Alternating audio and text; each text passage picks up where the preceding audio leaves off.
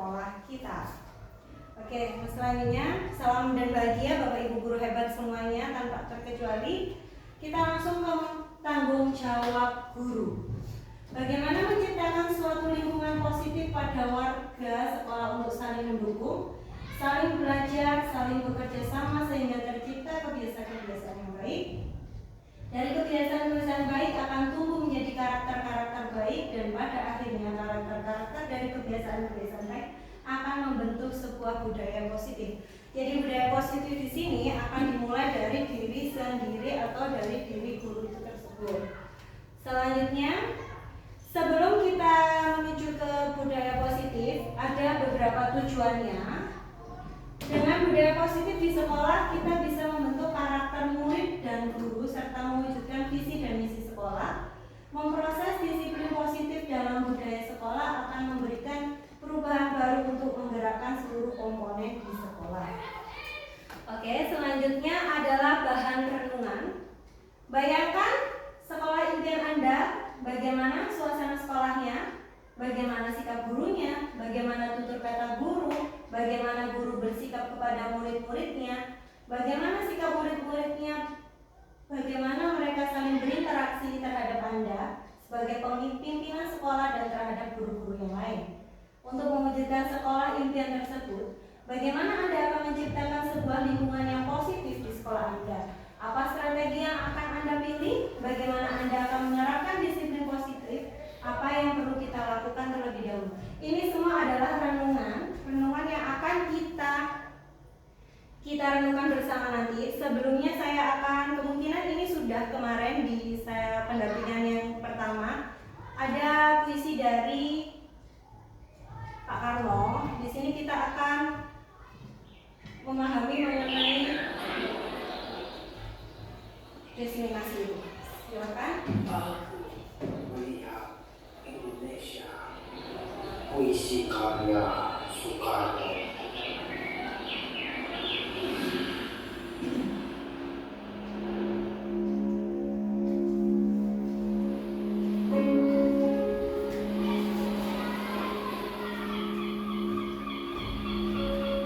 Jikalau aku berdiri di pantai melihat, aku mendengar lautan Hindia bergelora.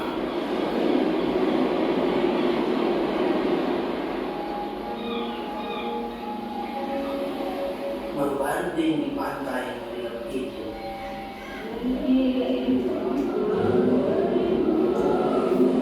aku mendengar lagu saja Indonesia.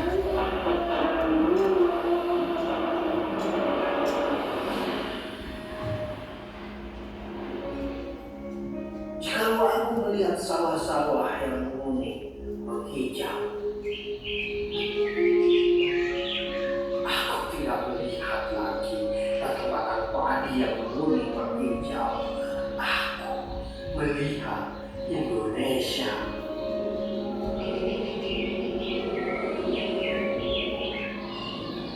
Jikalau aku melihat gunung-gunung, Gunung Merapi, Gunung Semeru, Gunung Merbabu, Gunung Tangkuban Perahu, Gunung Kelebet, dan gunung-gunung yang lain, aku melihat Indonesia.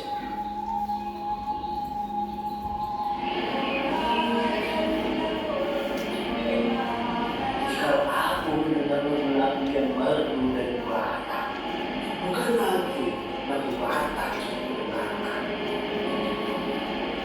aku mendengarkan Indonesia.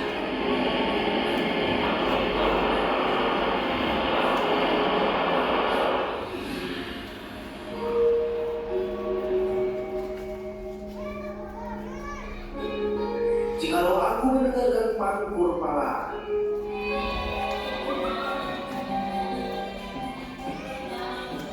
bukan lagi pangkur pala yang mendengar, aku mendengar Indonesia.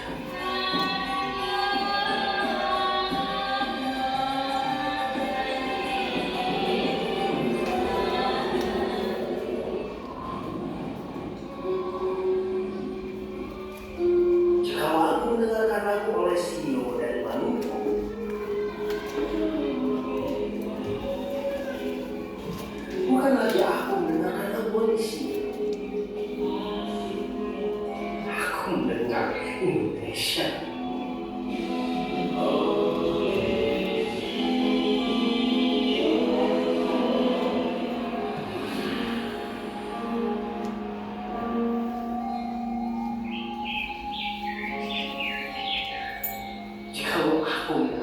burung perkutut menyanyi di pohon ditiup angin yang sepoi-sepoi.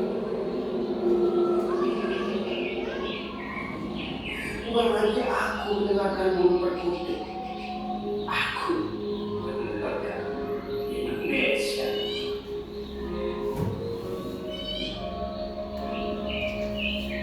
Kalau aku menghirup udara ini, aku tidak lagi menghirup udara.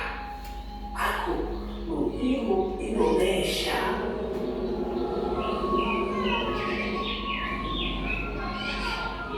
Jikalau aku melihat wajah anak-anak di desa dengan mata yang bersinar-sinar, Pak Merdeka, Pak Merdeka, Pak Merdeka.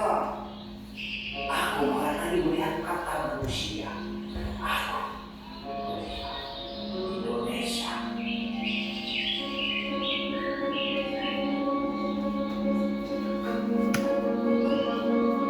Oke, baik Bapak Ibu, tadi itu adalah puisi yang namanya Aku Indonesia. Di situ kita diantarkan oleh Insinyur Soekarno untuk melihat betapa luasnya Indonesia, betapa banyak sekolah di Indonesia, tidak hanya Al-Munawar saja yang ada di Indonesia ini. Jadi banyak perbandingan dari sekolah Al-Munawar dengan sekolah lain. Jadi sebenarnya puisi Insinyur Soekarno ini membuka mindset kita untuk kita lebih terbuka, lebih menerima dengan perkembangan zaman, perkembangan kodrat alamnya harus kita terima dengan lapang dada. Seperti itu. Oke Bapak Ibu, untuk merefleksi melanjutkan tindak lanjut kita itu, di sini saya ada sticky note 2 kertas.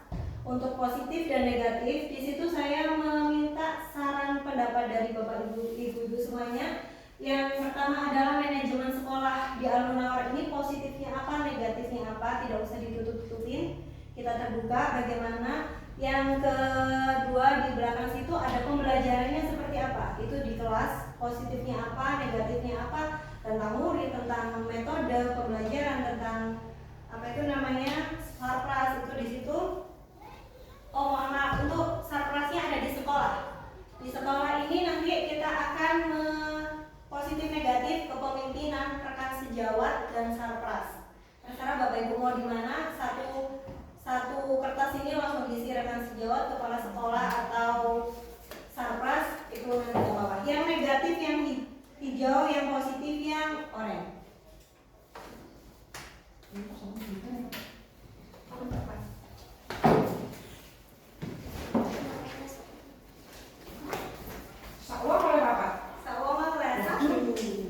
Oleh 2 berarti.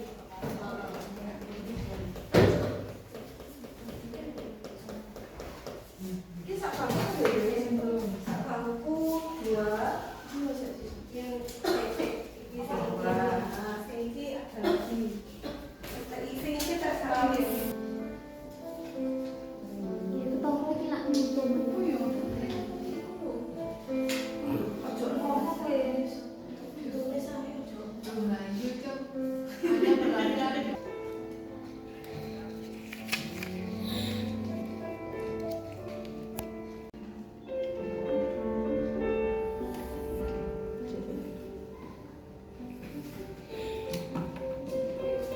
Sing pitch sing jelek ah.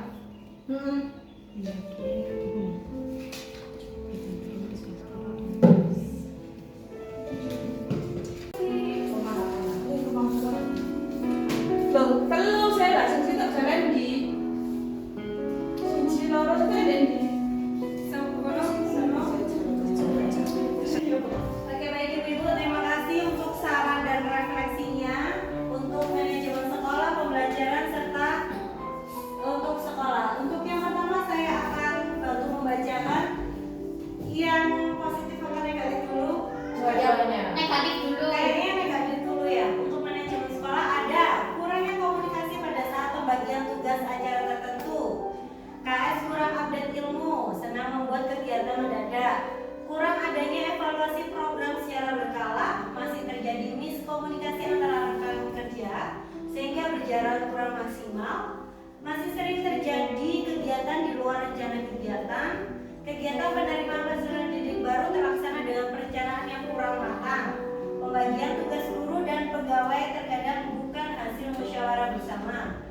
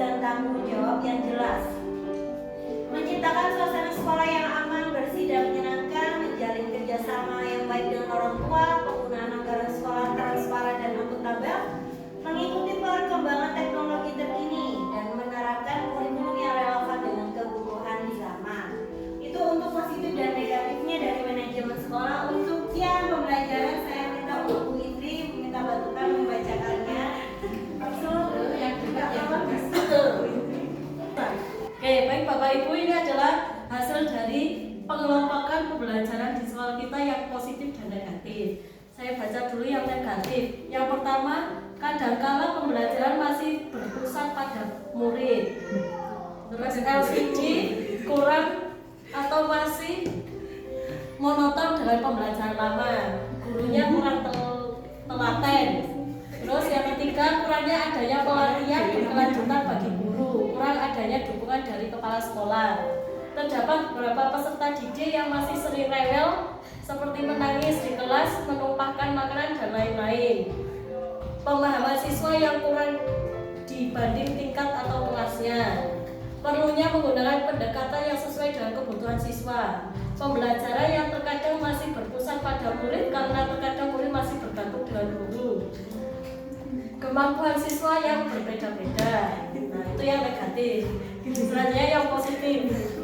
Selalu menanamkan budaya sopan santun pada diri siswa. Yang kedua, gedung sederhana, murid penuh mohon maaf. Selanjutnya, sekolah menyadari bahwa murid merupakan siswa yang unik, menciptakan minat gaya belajar dan kecepatan siswa masing-masing. Penggunaan teknologi oleh guru dalam proses pembelajaran. Yang keempat, pembelajaran di kelas berlangsung menyenangkan sehingga ilmu yang disampaikan dapat terserap dengan baik. Guru yang menggunakan metode dan media yang bervariasi. Selanjutnya, pembelajaran telah dirancang untuk memenuhi kebutuhan minat dan gaya belajar siswa, serta guru juga sebagai fasilitator bagi siswa, menanamkan nilai-nilai moral dan karakter dalam pembelajaran. Selanjutnya, guru yang sudah banyak menggunakan metode pembelajaran yang bervariasi dan sudah menyiapkan lembar kerja yang bervariasi. Terus yang terakhir, guru menggunakan metode dan media untuk yang bervariasi. Ya. Oke, sekarang ini curahan hati dari teman-teman mengenai sekolah. Saya mulai dari yang positif dulu ya. Antara guru dengan teman sejawat selalu rukun dan saling membantu. Terus kompak. Lingkungan yang kondusif bagi siswa, guru serta stakeholder lainnya. Guru berkolaborasi dalam membahas isu-isu yang terkait dalam sekolah. Selanjutnya, sekolah selalu menciptakan suasana yang nyaman bagi peserta didik dan selalu mengajarkan karakter baik pada peserta didiknya. Lalu ada lingkungan sekolah aman dan nyaman, antar guru saling berkolaborasi. Teman sejawat saling membantu, teman sejawat saling membantu. Lalu ada rekan sejawat yang sefrekuensi. Untuk yang negatif, kurangnya fasilitas yang disediakan sekolah seperti jumlah kelas, toilet, ruang guru. Lalu ada ceria di luar, menangis di dalam. Wayahe ganti KS, waduh. Iki sing nulis bojone dhewe. Kurang adanya apresiasi atau penghargaan kepada guru. Kurang fasilitas yang mendukung. Lalu ada fasilitas yang masih kurang memadai, misalnya LCD, ruang kelas, ruang perpustakaan. Ada kurangnya sarana prasarana yang bisa menunjang pembelajaran anak-anak. Lalu perlunya menggunakan metode dan model dalam pembelajaran yang tepat. Ada kurangnya sarpras, kurangnya komunikasi dari atasan. Lalu ada lingkungan yang tidak ramah anak, contoh asap rokok di kamar mandi. Baik Bapak Ibu, terima kasih untuk saran dan kritiknya untuk sekolah ini. Semoga saran dan kritiknya nanti bisa membangun sekolah ini menuju lebih baik lagi. Itu adalah refleksi dari kita semua. Kalau nggak gini kita tidak bakal mencurahkan isi hatinya, ya kan? Untuk selanjutnya kita akan belajar mengenai di buku belajar ya. Kita sama-sama untuk belajar, kita sama-sama untuk merenung apa itu disiplin positif. Makna kata disiplin dimaknai menjadi sesuatu yang dilakukan seseorang pada orang lain untuk mendapatkan kepatuhan. Kita cenderung menghubungkan kata disiplin dengan ketidaknyamanan.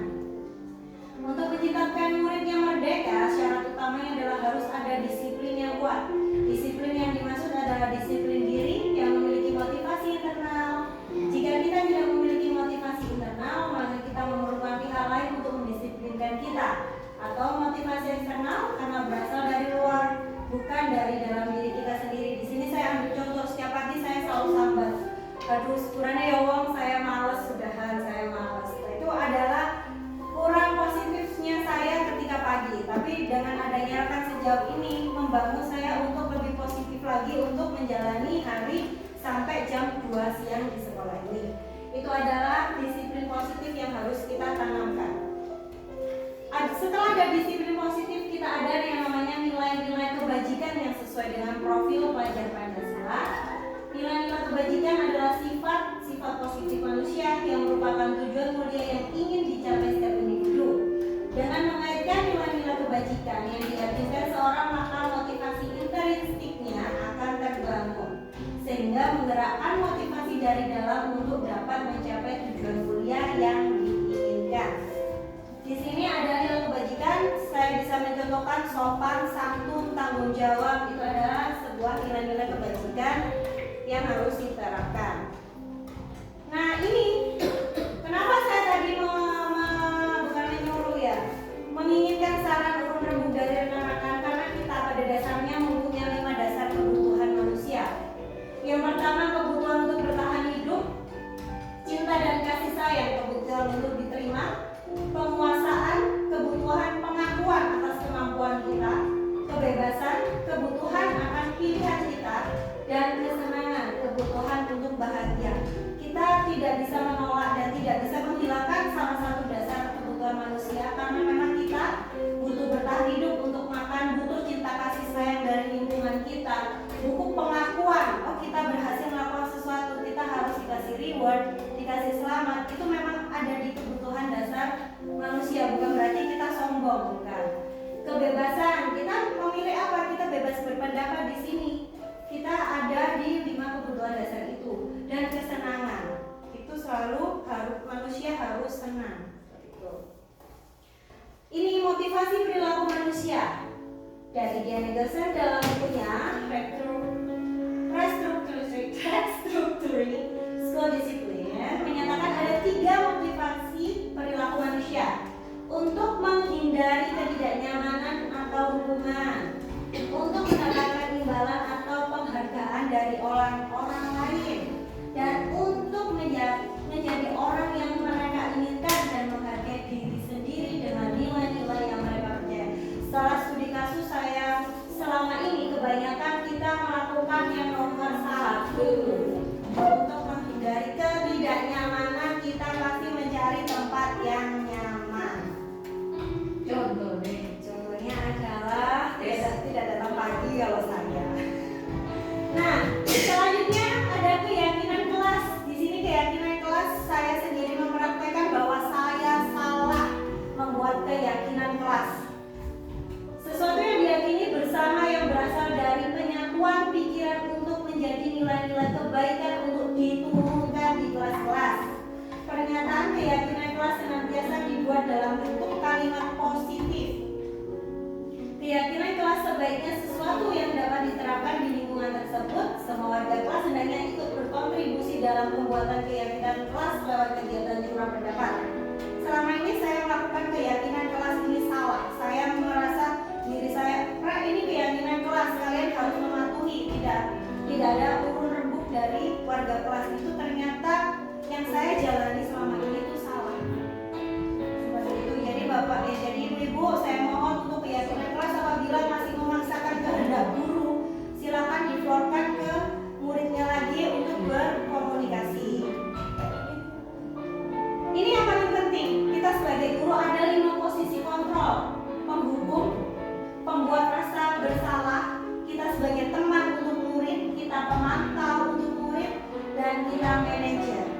Untuk bapak ibu, kira-kira 5 posisi kontrol ini yang biasanya sering Anda lakukan yang 1, 2, ya kan?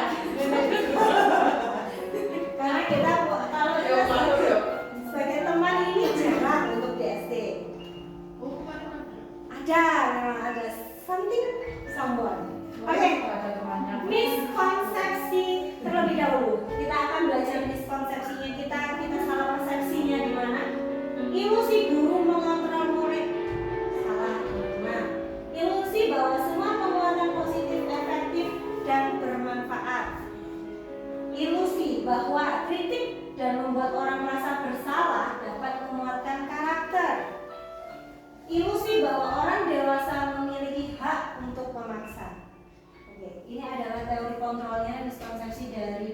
William Glaser.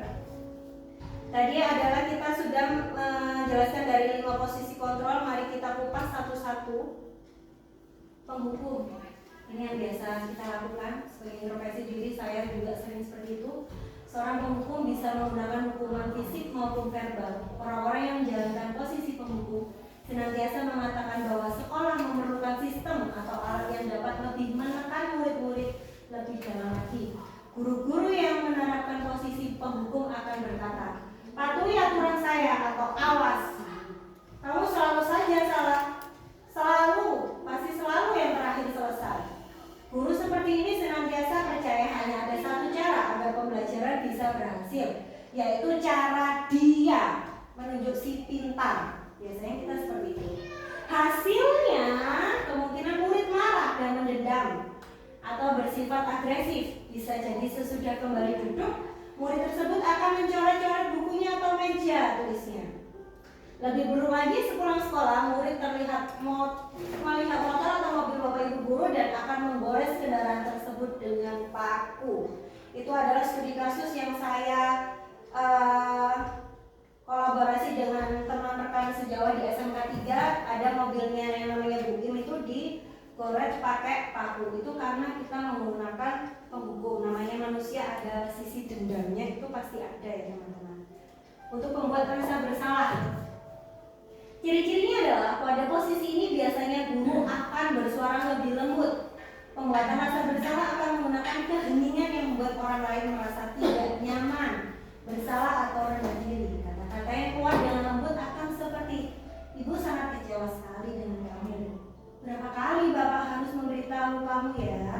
Gimana coba kalau orang tua kamu tahu kamu berbuat begini?" Ini sering terjadi, saya dengar di lingkungan kita, termasuk saya. Saya juga sering membuat rasa bersalah anak itu supaya tidak melakukan suatu kenakalan lagi. Hasilnya sangat disayangkan teman-teman. Murid akan merasa bersalah telah mengecewakan ibu atau bapak gurunya. Murid akan merasa menjadi orang yang gagal dan tidak sanggup membahagiakan orang lain. Kadang-kala sikap seperti ini lebih berbahaya dari sikap penghukum, karena emosi akan tertanam rapat di dalam murid. Murid menahan perasaan, tidak seperti murid dalam dengan guru penghukum, di mana murid bisa menumpahkan amarahnya walau dengan cara negatif. Murid tertekan seperti inilah yang tiba-tiba bisa meletus amarahnya dan bisa menyakiti diri sendiri atau orang lain. Ternyata teman-teman, untuk penghukum dan pembuat rasa bersalah ini yang lebih parah itu adalah pembuat rasa bersalah. Jadi kemungkinan setelah diskriminasi ini semoga kita bisa menerapkan apa yang terbaik. Teman, guru sebagai teman, cirinya guru pada posisi ini tidak akan menyakiti murid, namun akan tetap berupaya mengontrol murid melalui persuasi. Posisi teman pada guru bisa negatif atau positif. Positif di sini berupa hubungan baik yang terjalin antara guru dan murid. Guru di posisi teman menggunakan hubungan baik dan humor untuk mempengaruhi seseorang. Mereka akan berkata, "Ayo bantulah demi Bapak ya. Ayo ingat tidak bantuan Bapak selama ini.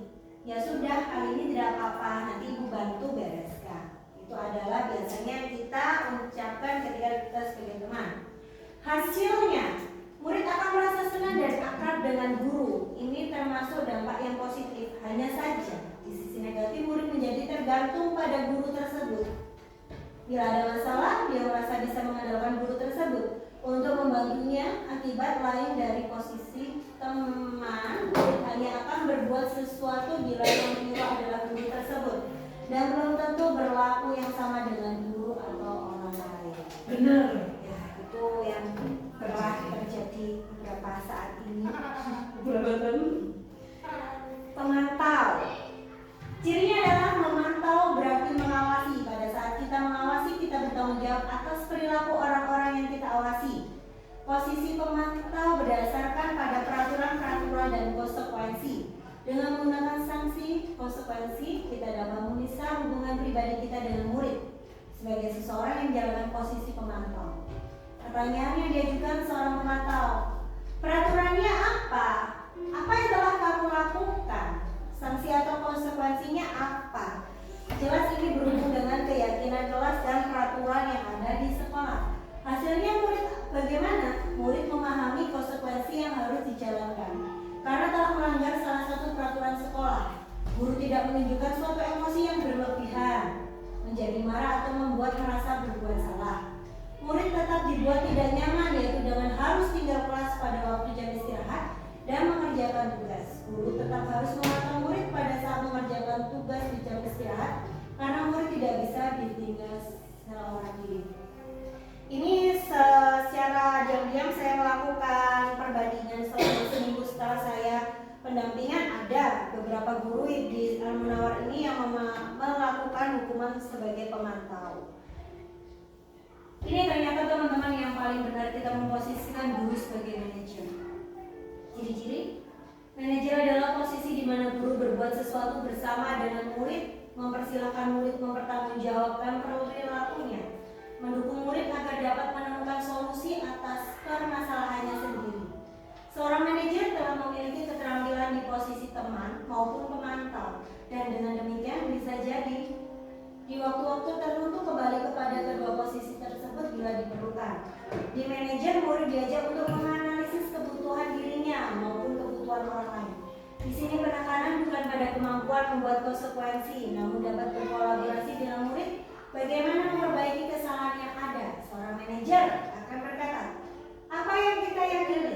Ia akan kembali ke keyakinan kelas. Apakah kamu meyakininya? Jika kamu meyakininya, apakah kamu bersedia memperbaikinya? Jika kamu memperbaiki ini, hal ini menunjukkan apa tentang dirimu? Apa rencana kamu untuk memperbaiki hal ini? Jadi kita kebanyakan berkomunikasi kepada murid dan hasilnya.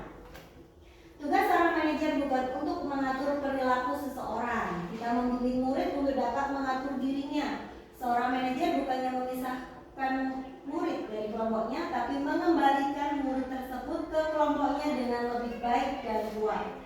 Fokus ada pada murid, bukan untuk membahagiakan guru atau orang tua. Murid sudah mengetahui adanya suatu masalah dan sesuatu perlu terjadi. Bila guru mengambil posisi pemantau, guru akan melihat apa konsekuensinya, apa peraturannya. Namun pada posisi manajer, guru akan mengembalikan tanggung jawab pada murid untuk mencari jalan keluar. Permasalahannya tentu dengan bimbingan guru. Untuk di sini teman-teman, kita akan lebih susah karena kebanyakan guru SD adalah lebih baik saya me-WA komunikasi dengan wali murid daripada saya merumuskan anak tersebut. Sebenarnya itu salah besar. Kita harus meyakinkan anak tersebut, nah kamu itu sebenarnya apa, kesalahanmu apa. Kita harus melakukan suatu komunikasi kepada anak tersebut. Baru setelah mengolah kejujuran anak tersebut, kita ke wali murid yang ada. Jangan terbalik, biasanya kita ke wali murid dulu, baru ke siswanya. Nah, untuk melakukan suatu 5 posisi kontrol guru, ini kita dapatkan juga sama kegiatan kita di Songgokerto dulu, Songgokerto 3. Ada menstabilkan identitas, ada validasi tindakan yang salah, dan ada menanyakan keyakinan kelas. Semisal, setiap orang pasti pernah melakukan kesalahan. Kamu bukan satu-satunya yang pernah melakukannya. Jadi semisal Albi melakukan suatu kesalahan, dia ngokol atau apa, itu kita tanyakan, nggak apa-apa Albi, setiap orang pasti akan melakukan seperti itu, melakukan sebuah kesalahan. Selesainya itu kita validasi tindakan yang salah. Kamu tentunya punya alasan mengapa melakukan itu. Adakah cara yang lebih efektif untuk mendapatkan apa yang kamu butuhkan? Nah, itu wali kelas akan menanyakan, kenapa? Bagaimana kamu melakukan itu? Kenapa kok nggak ke kamar mandi? Setelah itu kita validasi kesalahan anak tersebut, kita harus menanyakan keyakinan kelas. Keyakinan kelas apa yang telah kita sepakati? Kamu ingin menjadi orang yang seperti apa? Itu kita balikkan lagi ke keyakinan kelas. Jadi sebelum membuat keyakinan kelas ini, kita harus mencari dulu celah anak itu, salah anak itu apa. Kita buat kesepakatan itu. Semisal di kelas saya, Bilkis sering tidur, akhirnya tidak boleh tidur siang atau tidak boleh tidur dalam pembelajaran. Saya masukkan keyakinan kelas saya. Terus, ketika Bilkis melakukan tidur siang, saya akan memvalidasi tersebut, saya akan menstabilkan identitas, dan saya menanyakan keyakinan kelas. Sehingga alhamdulillah sampai sekarang dia tidak tidur siang di kelas, namun dia tetap tidur siang waktu sholat zuhur. Bapak ini kan itu Ya betul, betul. Ini Bagian dasar dari segitiga bertujuan untuk mengubah identitas anak dari orang yang gagal karena melakukan kesalahan menjadi orang yang sukses. Anak yang melanggar peraturan karena sedang mencari perhatian adalah anak yang sedang mengalami kegagalan. Dia mencoba untuk memenuhi kebutuhan dasarnya, namun ada kurang. Kalau kita mengkritik dia, maka kita akan tetap membuatnya dalam posisi gagal.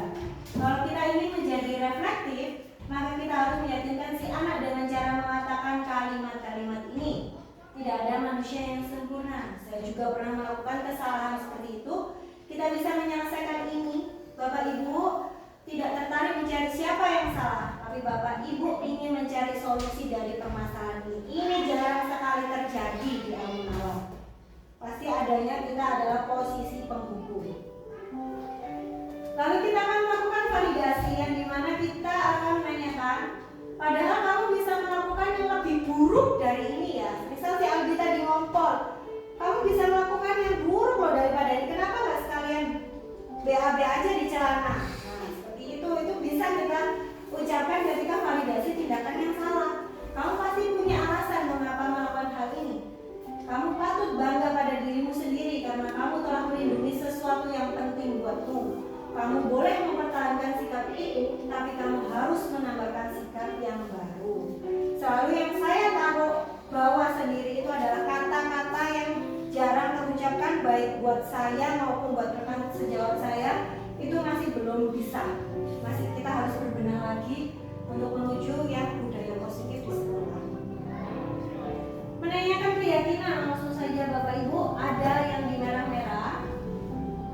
Apa yang kita percaya sebagai keyakinan kelas, apa nilai-nilai umum yang kita telah sepakati, apa bayangan kita tentang kelas yang ideal, kamu mau jadi orang seperti apa, itu harus kita komunikasikan. Bukan berarti kita mengajar adalah duduk, mengajar, selesai, pulang, tidak ada refleksi di akhir, tidak ada menanyakan keyakinan. Nah, teman-teman, untuk menanyakan keyakinan kelas ini ternyata di akhir setiap pembelajaran, di akhir sekolah. Misal kita pulang jam 2, di akhirnya itu kita menanyakan, kamu mau jadi orang seperti apa karena tingkahmu tadi seperti ini. Kita harus one by one menanyakan ke murid tersebut supaya komunikasinya terjalin dengan baik. Slide terakhir Bapak Ibu, demikianlah hal-hal yang harus kita pahami dalam menerapkan budaya positif di sekolah. Dengan memahami nilai-nilai kebajikan, kebutuhan dasar manusia, posisi kita sebagai pendidik apa, bukan sebagai teman, dan motivasi tindakan manusia, maka kita dapat menerapkan segitiga restitusi dalam menyelesaikan permasalahan murid, sehingga dapat memberikan motivasi intrinsik dan menanamkan nilai budaya positif dalam dirinya. Jadi Bapak Ibu, ini adalah slide terakhir untuk saran dari semuanya tadi. Saya akan merangkum nanti dengan beberapa wakil guru. Nanti kita akan membuat suatu budaya positif yang kita terapkan di sekolah dengan disetujui kepala sekolah dan yayasan seperti apa, sehingga akan mewujudkan budaya positif. Sekian.